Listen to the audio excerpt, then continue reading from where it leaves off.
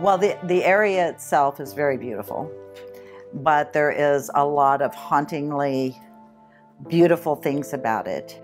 The fact of the matter is it was built on a lot of sorrow and heartache. And so we have the ghosts of the Civil War just kind of still hanging around with us in many ways. And many of those Civil War soldiers ended up staying here, including my family. So it's really my generational history that has been kind of the impetus for us to stay right here in Doniphan. When I was 17, I was bit by a tick and I contracted Rocky Mountain spotted fever. It left me with horrible joint pain. And I would talk to doctors about it and they would say, well, there's nothing wrong with you. You just need to exercise more. And so I would exercise and exercise and I would just be so inflamed and hurting so badly afterwards.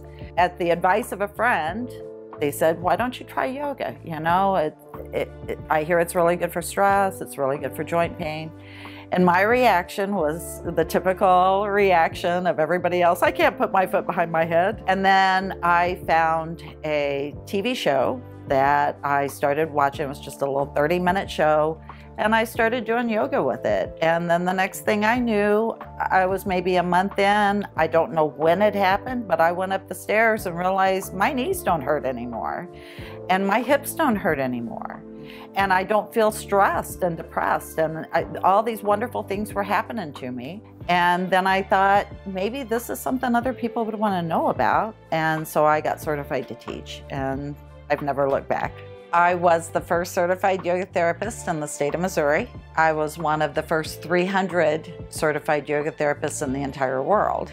The reason why I decided to start the studio in Doniphan is I really thought that this would be something that other people could benefit from.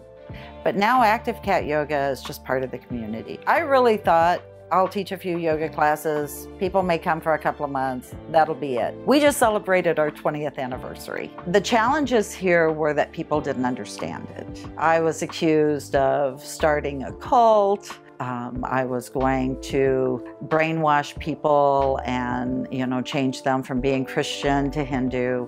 I found out through a genealogy search that my 11th great-grandparents were banished from Salem, Massachusetts in 1655 for heresy. Considering the fact that when I did start the yoga studio, I was accused of being a witch. And then when I found out that I actually had this bloodline, it was like, this is perfect. So when I found that in the genealogy search, we were kind of into the movie Practical Magic at the time. And at the end of that movie, they all jump off the house and fly. All the witches do. Well, we couldn't do that because, we can't fly. But we thought we could throw candy off the balcony and kick off trick-or-treating with that.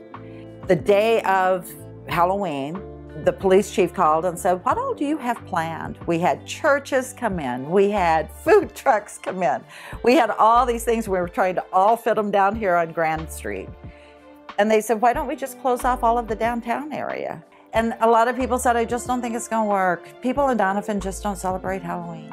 We walked out on that balcony and it was shoulder to shoulder from the end of the street here all the way up to where City Hall is now. I looked at the girls and I said, we don't have nearly enough candy. We have probably an attendance at this event anywhere between 2,000 and 3,000. We draw people from everywhere. We have people that come in from Poplar Bluff, from Thayer, from Arkansas. It is a mixed bag of people. It draws a crowd.